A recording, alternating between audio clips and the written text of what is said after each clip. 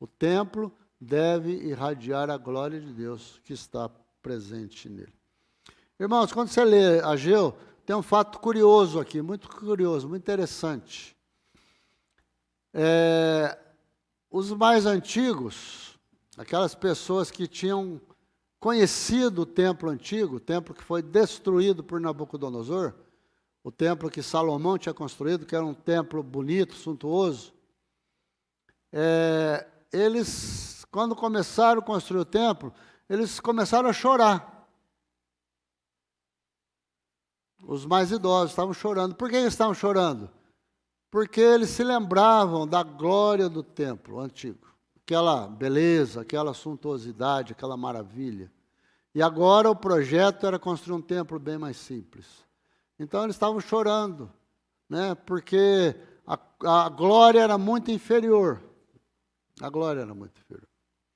Mas os mais novos, aqueles que não tinham conhecido o templo antigo, só tinham conhecido que tinha sido derrubado, né? E tinha acabado o templo, eles estavam felizes, alegres, cantando. Por quê? Porque eles iam ter um templo agora, né? Eles iam ter um templo. E aí vem Deus e fala que a glória do segundo templo era maior do que a primeira, né? Por que será que Deus fala isso, né? Foi porque nesse segundo templo é que Jesus pisou, né? Jesus participou deste segundo templo.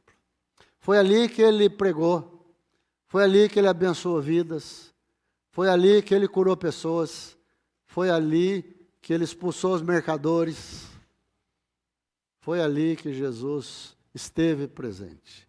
Então, o segundo templo fez parte da vida de Jesus, né? Por isso que Deus fala que a glória do segundo templo era muito maior do que da primeira. Apesar da beleza, da suntuosidade do primeiro templo. E aqui vem uma lição muito interessante, né? A grandeza do templo não está na arquitetura do templo, não está no tamanho do templo, né? Não está na qualidade dos móveis e dos utensílios, não está na aparência do púlpito, né? A gente vai por aí e a gente vê igrejas maravilhosas, irmãos, maravilhosas. Graças a Deus por isso, que teve um grupo de irmãos que tiveram condição de fazer aquilo, mas o que precisa mesmo, né, é a presença de Deus. A glória do templo vai estar na presença de Deus. Se Deus estiver presente ali, se Deus estiver participando ali, então a glória de Deus vai estar presente. Não importa se o templo seja grande ou pequeno, não importa se seja bonito ou não bonito, ou mais acanhado, o que precisa é que a glória de Deus esteja presente ali. Assim como a nossa vida. Qual a diferença da nossa vida? É a presença de Jesus na nossa vida. Se Jesus estiver presente na nossa vida, as coisas serão diferentes. Nós vamos ser uma nova pessoa. Nós vamos irradiar um outro ar para as outras pessoas enxergarem. Mas quando Jesus não está presente na vida de alguém, a gente vê que há uma tristeza ali presente. Jesus é que faz a diferença.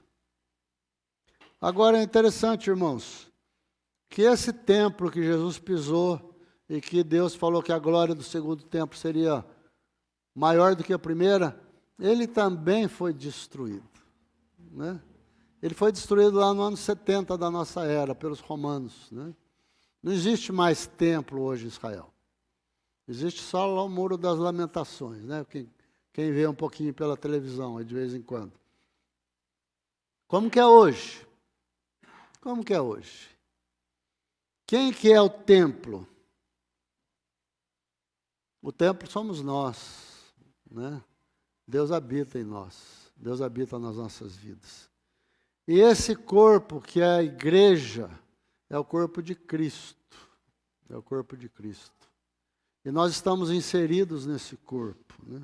Lá em 1 Coríntios, capítulo 12, 27, fala assim: ora, vocês são o corpo de Cristo.